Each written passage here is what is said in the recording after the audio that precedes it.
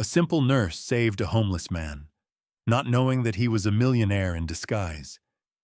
He returned to her for a reason. Don't forget that you can always write your life story in the comments, and maybe I'll create a video about it. After a grueling night shift, young nurse Olga stays at the hospital to help a homeless man her colleagues had long written off. She doesn't expect thanks. She's just doing what she thinks is right. But this encounter changes more than just the patient's life. Who was he really? Why did he leave without saying goodbye? And what role did her kindness play in a story full of loss, mystery, and an unexpected twist? Mary's Hospital in downtown Seattle was slowly coming to life with the first rays of dawn. Olga, exhausted beyond belief, was finishing her night shift. 7 patients, 2 in serious condition, 1 with complications from surgery, the endless alarms of the monitors, all merged into one big, sticky feeling of fatigue. She stood at the checkpoint, clutching a cup of cold coffee in her palms, not feeling the taste or the warmth. "Okay, all, go home," Sam, the nurse on the morning shift, said, glancing at her. "You're like a zombie. We'll handle this." Olga nodded, but didn't move. Her gaze slid over the monitor, which displayed the data of all the patients in the department. One of the lines read, "Unidentified male, age approximately 50 plus, admitted with hypothermia and exhaustion.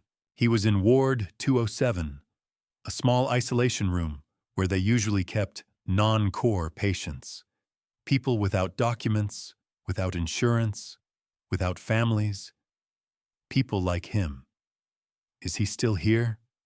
Olga asked quietly, without taking her eyes off the screen. "Yeah.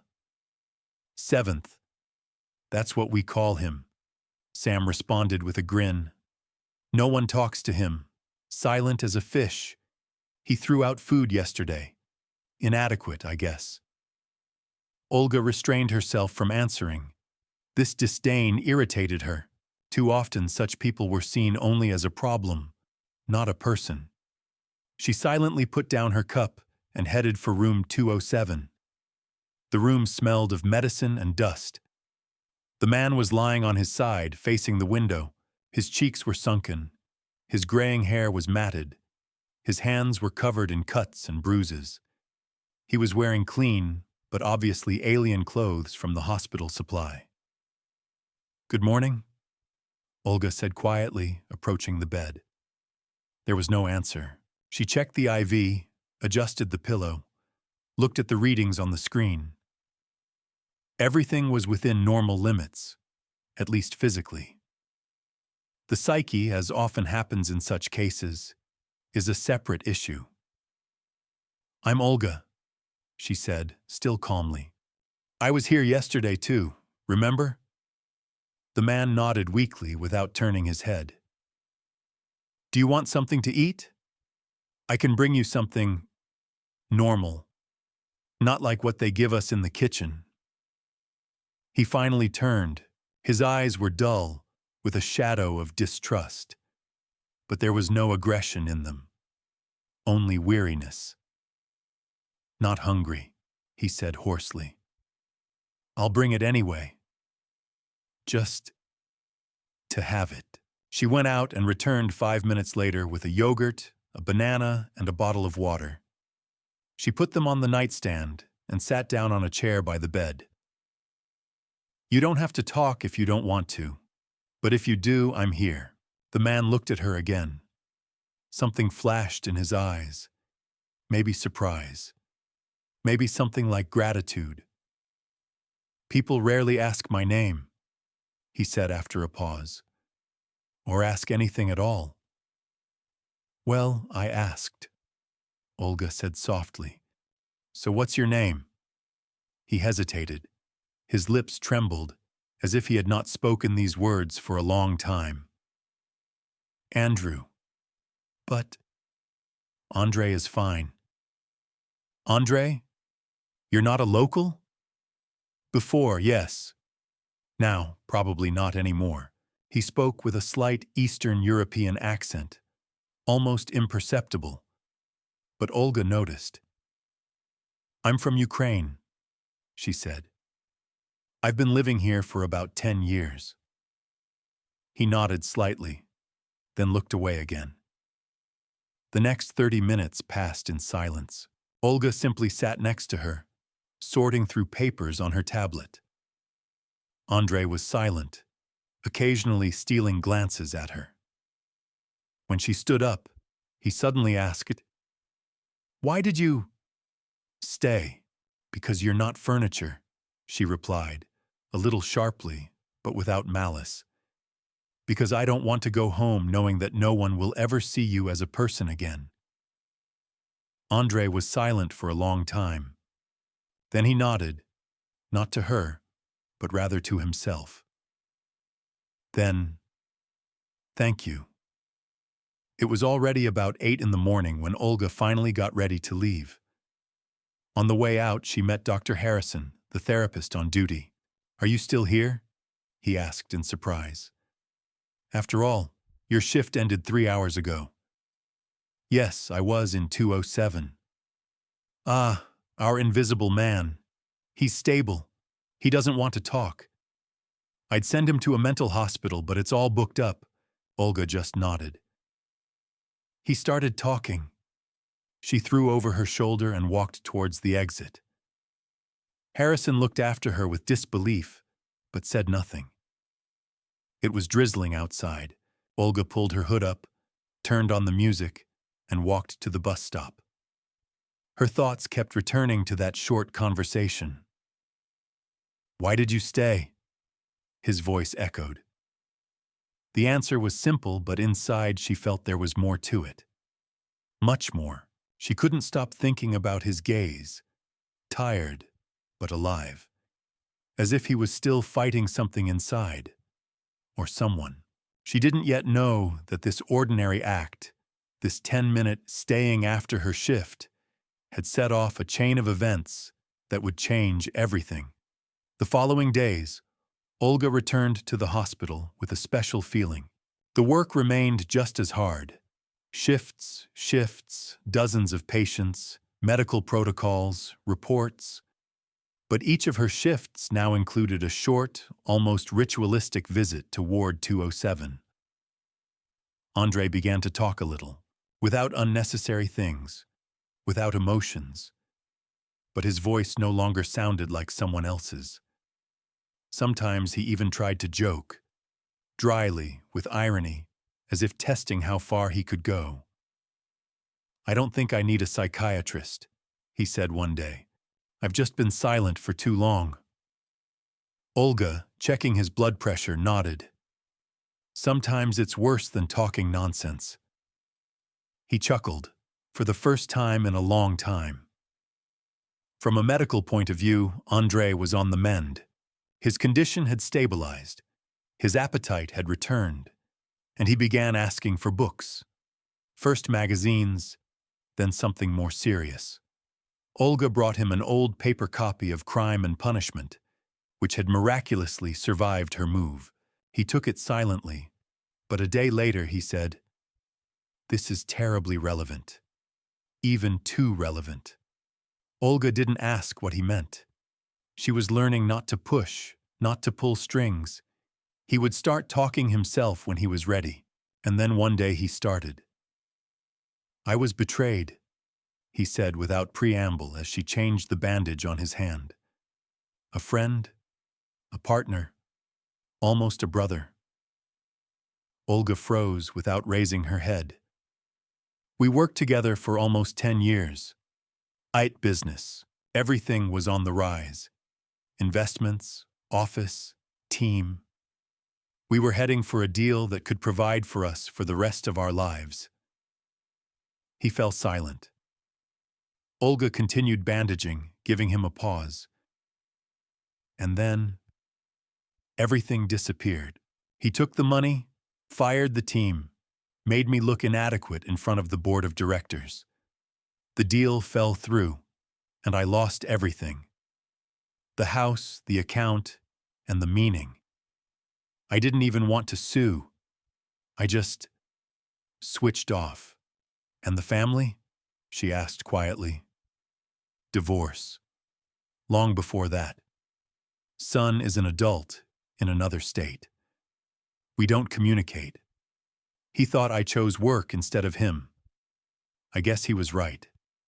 He spoke calmly, almost detachedly, as if he were retelling someone else's biography.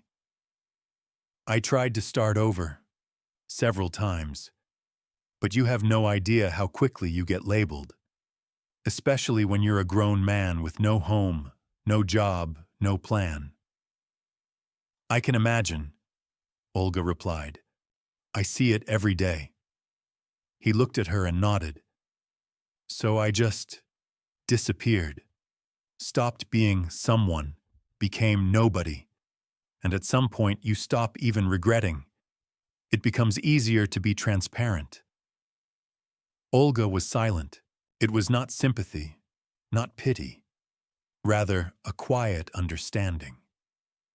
She too knew what it was like to lose support, a sense of home, trust.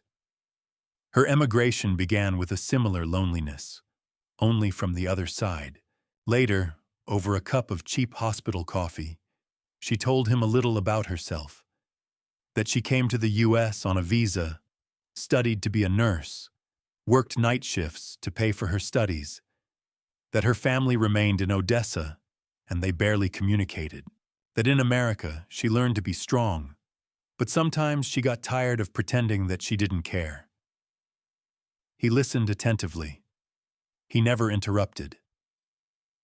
You're one of the few here who's real, he said. The rest of them they're all in shape, but they're empty inside. Maybe mine is empty too. I just hide it better, she smiled. No. You, on the contrary, have too much. That's why you're here. He said it without flirting, without teasing. Just a fact, and it suddenly gave her goosebumps. A few more days passed. Andrei began to get up and walk around the ward. He even began to ask to be left alone for an hour, to read, to think. But every time Olga came, he perked up.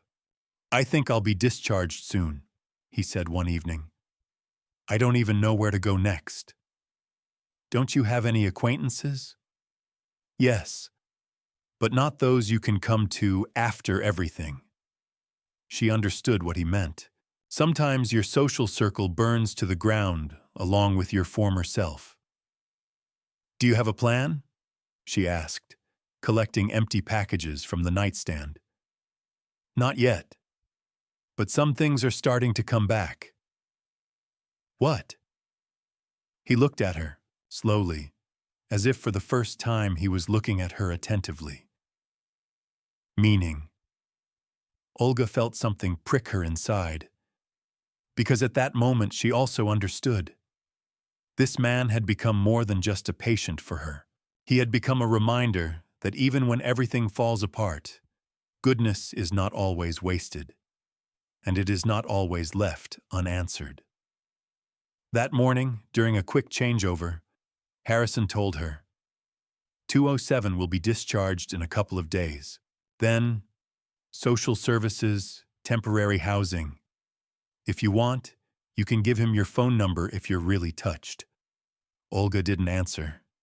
She knew that such decisions were not made casually, but the next time she came into the room, Andrei was silent and withdrawn again, as if he had taken a step back. Is everything okay? She asked. He nodded. I'm just wondering where to go next. She was about to answer, but she stopped. The pause hung between them like thin ice. She didn't know why, but she felt that this ice would soon crack. She didn't yet know how soon. Olga arrived for her shift earlier than usual. She didn't say it out loud to herself, but she knew why she was rushing. She wanted to talk to Andrei, find out how he was feeling, what he had decided. Maybe just see him. The morning chaos in the department was the usual. Lack of sleep, alarms, nurses running around with carts, doctors looking sullenly at their tablets. Olga quickly checked in at her post and headed to 207. She automatically entered the code on the door and entered. The bed was empty. The blanket was neatly folded. No monitors, no IV, just a nightstand with an open drawer. For a second, she had a strange feeling, as if she had dreamed all this. She walked out into the corridor and approached the post. "Where's patient 207?" she asked the shift supervisor, a phlegmatic nurse named Tyler. He shrugged. He was discharged. Dr. Harrison filled out the paperwork yesterday. A man came this morning and picked him up. Who? I don't know. I didn't see them. But security said they arrived in a black Tesla with a personal driver. Strange for a homeless person, huh? He said it casually, as if he were discussing the weather. Olga felt everything inside her break. Not anger, not anxiety, something closer to shock.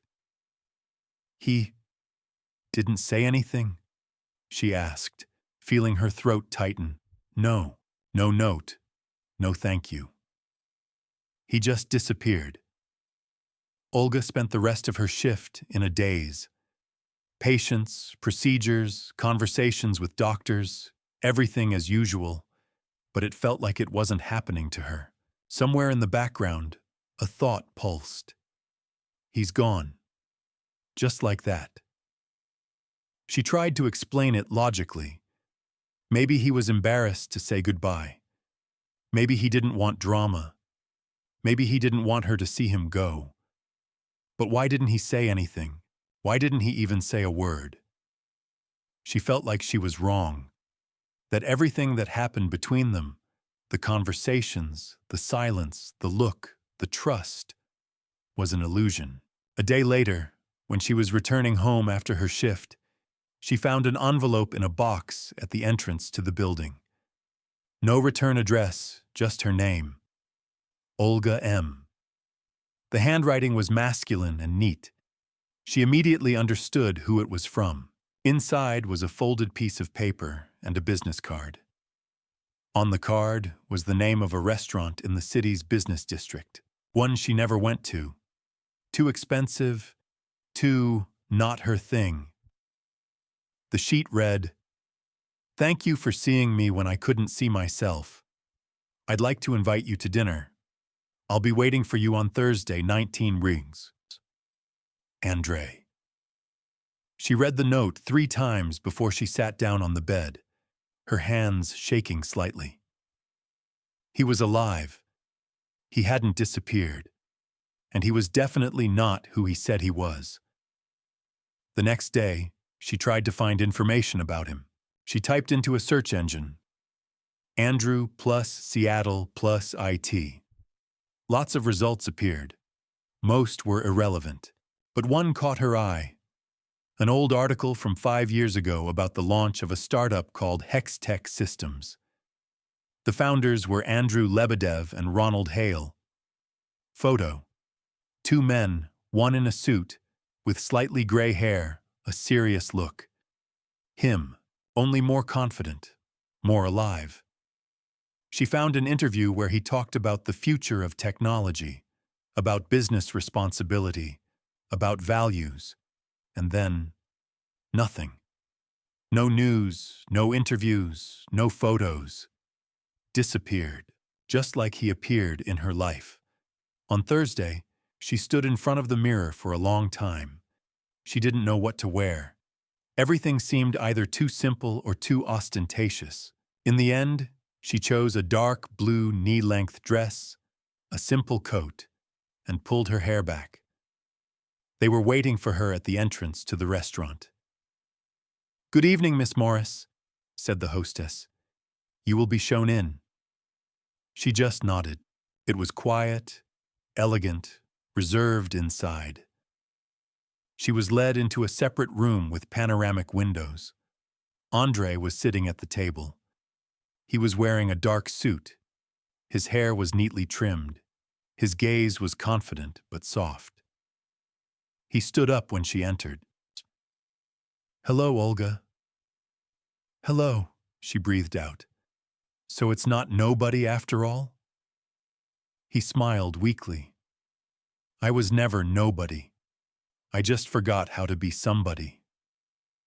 "I didn't know if you would come," Andre said when they sat down at the table. Olga didn't answer right away. Everything that was happening seemed almost absurd. A few days ago, he was lying in a hospital ward with sunken cheeks and a dull look. Now he was confident, well-groomed, in a hall where a glass of wine cost half her weekly salary. "I didn't know either," she admitted honestly. "But I had to hear it from you. That's all." He nodded, lowered his eyes for a moment as if returning to the state in which she first saw him. "When I told you I lost everything," he began, "I wasn't exaggerating. The money, the company, the connections, it all disappeared in a couple of months. But it wasn't sudden. It was building up. I just didn't notice." "Why didn't you fight?" she asked. "You weren't alone. You were someone." "Exactly. I was somebody, and that became a problem. When you're somebody all the time, you lose track of who you are without it all." He paused. "When Ronald betrayed me, I was furious, but I wasn't just angry at him. I was angry at myself even more so, because I knew it was possible. He was giving me signals, and I looked past them. Because trust seemed cheaper than vigilance, and because I was sure I couldn't be broken." He fell silent, choosing his words. "I left, rented a place under a false name, then stopped paying, then disappeared. Started on the streets, then shelters, ended up in hospitals a couple of times. At some point, I just became part of the background. And you know what the paradox is?" "In what?" "It was easier than being yourself. Being homeless doesn't require decisions. It doesn't require hypocrisy. No one expects anything from you. You don't even have to lie. No one asks." Olga listened attentively. She didn't interrupt. She didn't justify. She just absorbed. "And then you showed up," he continued. "And everything got more complicated. Why? Because you looked at me as a person, not as a patient, not as a social incident. You were just there, without benefit, without purpose. It threw me off balance." He smiled slightly, but sadly. "I felt ashamed. I started remembering who I was, what I could do, what I once fought for. You didn't ask questions, but you made me look for answers. I wasn't ready for this." "And that's why he left without saying a word," she noted. "Yes, because if I had stayed another day, I would never have left." He said it simply, without romantic overtones, but Olga felt that there was more to it than words. "Are you back now?" she asked. "Not really. I became myself again, but different. Not who I was. I don't want to go back to that world where a person's value is measured by the number of deals and LinkedIn likes." He reached into the inside pocket of his jacket and pulled out a folder containing several sheets of paper. "These are the documents for registering the fund. I called it Meaning. Remember, I said that I was starting to find it?" She nodded.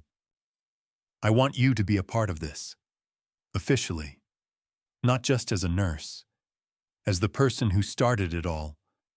Olga was confused. Her world was simple. Work, apartment, rare calls, home.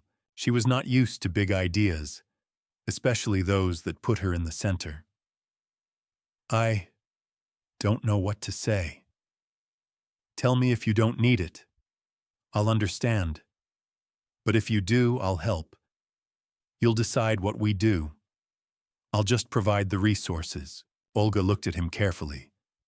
In front of her sat a man who had gone through complete destruction, survived, and now extended his hand. Not out of pity, but as an equal. "I'll think about it," she said quietly. "That's enough." He nodded. The dinner went on quietly. They talked about her, for the first time in such detail. He listened without interrupting. There was neither admiration nor condescension in his gaze, only warm attention. At the exit, he offered to give her a lift. Olga refused. She needed to walk, to digest. He understood. "Are you sure you'll come back?" she asked as they parted. "Only if you say yes." She chuckled. "Then I'll see you." He nodded, got into the car and drove away, slowly, without pathos. Just left. But this time it didn't disappear. 4 months have passed. At first, everything went slowly. Olga doubted, not Andrei, but herself. She didn't know how to manage projects, didn't know how to work with funds, had no idea where to start. But he didn't rush. He was just there. And when she finally agreed, he kept his promise. The Smeisel Foundation started small. They took a space in the northern part of Seattle, a former veterans center, renovated it, furnished it. They started with a program to help homeless people who left hospitals. Food, clothing, a psychologist, a nurse. Later, they connected legal assistance, consultations on document restoration, housing. Everything was transparent, without loud slogans. Not saving the world, just seeing a person. Olga became the project coordinator. She learned on the go. She read, communicated with other foundations, understood reports, even spoke at a conference. Andrei mostly kept a low profile. He didn't like the camera and didn't aspire to be the foundation's president. He said, "You're the face. I'm the background." They saw each other almost every day. They worked together, had lunch, argued, laughter, silence, support. Everything was natural. No confessions, no attempts to rush. He knew she was afraid of promises. She knew he needed time to be himself, without expectations. But something was drawing closer between them. It wasn't romance in the usual sense. More like respect, multiplied by trust, and something else neither of them would name. One evening, when Olga stayed late at the foundation's office, checking the list of housing applications, Andrei came in with a box. "What is this?" she asked. "Form. We are opening a second point, in the south of the city." Olga was surprised. "You said it was early." "I've changed my mind. We can't cope without expansion. We already have a month's waiting list." She opened the box. Inside were thin folders, printouts, a cardboard box with the Smeisel logo, and something else, a small black velvet case. "This is—" she began, but he interrupted. "Wait." He took it out, opened it, and placed it in front of her. A ring. Discreet, but beautiful. Platinum, dark stone. Everything was like him. Discreet, but long-lasting. "I didn't know what to offer you for a long time. Partnership is already there. Friendship is stronger than anything. But if you allow it, I would like this to become not just a project, but our life." She was silent for a long time.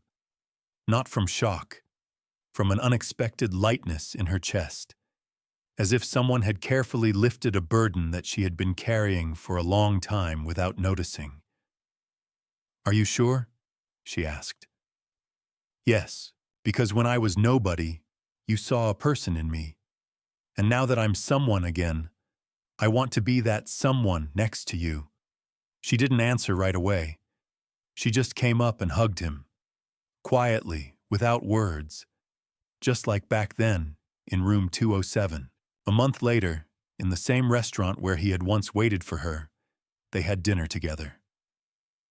Everything was almost the same, only now, without tension, without a shadow of the past. "Do you think we made the right choice?" he asked. "I think the right things are rarely easy, but if someone has ever saved you from the darkest place, that's not just a choice, it's a beginning." He smiled and said nothing more. Her hand was in his. Seattle was shining outside the windows, and this time they weren't lost in the city, but part of it.